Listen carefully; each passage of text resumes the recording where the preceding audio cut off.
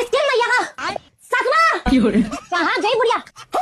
अच्छा यहाँ बैठी है सिंहासन पर। क्यों भाई बुढ़िया? क्या बोला था? मेरा बेटा हिला हिला। ये आ गया। ये हिला नहीं, ये हिला नहीं, ये जिला वाले भुनेगा।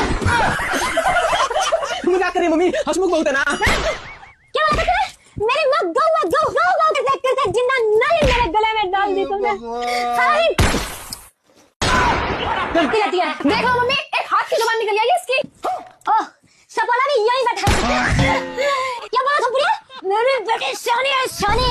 ये शानी नहीं है, ये चापा की रानी है रानी।